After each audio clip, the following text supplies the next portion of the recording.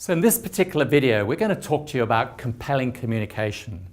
I'm going to introduce to you the 5 acts framework for compelling communication, and then Greg's going to take you through the importance of operating styles, the way in which understanding the different styles that people operate in is important in recognizing how you might want to communicate with them.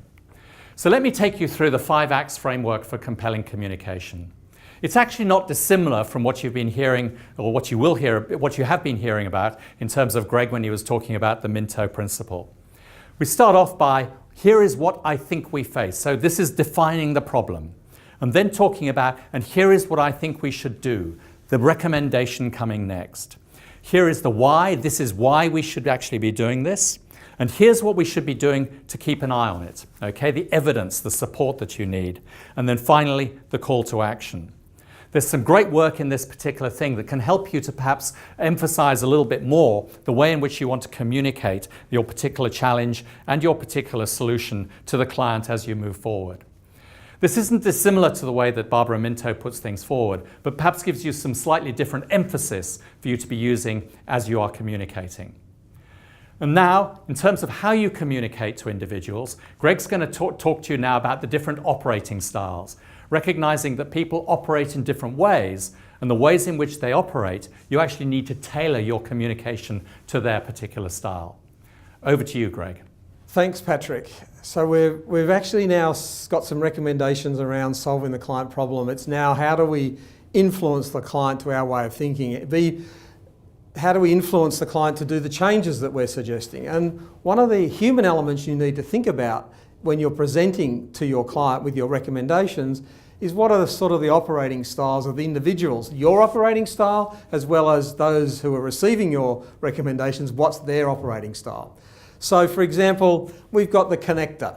That's a person who would potentially operating style. It's about relationships, and the status of relationships is what's important to them around the whole recommendation that you're providing. So it's all about connecting people and ideas. You might have the driver type operating style, which is very much results driven.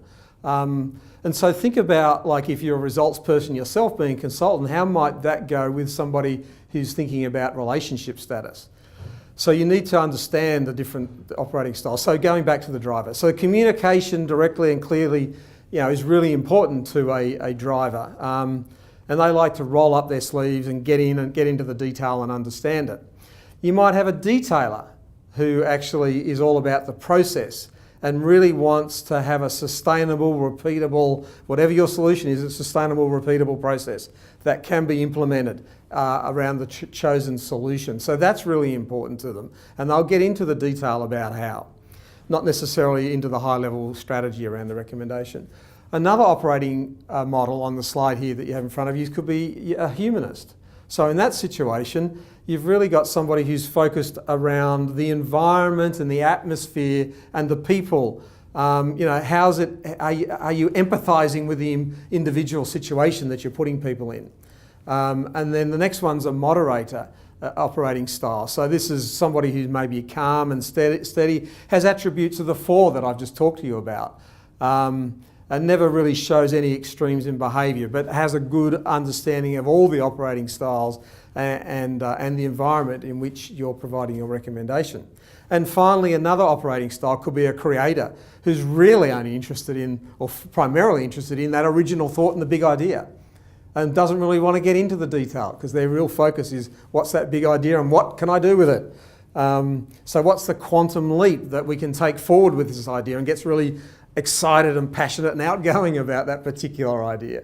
So you need to think about how you're transmitting and how your audience is receiving around what operating style are you in, to ensure that your desire for detail is actually crossing over the creator, whose actually desire is for that quantum idea and not the detail. So think about those operating styles. Very important to think about this in how you actually communicate your recommendation.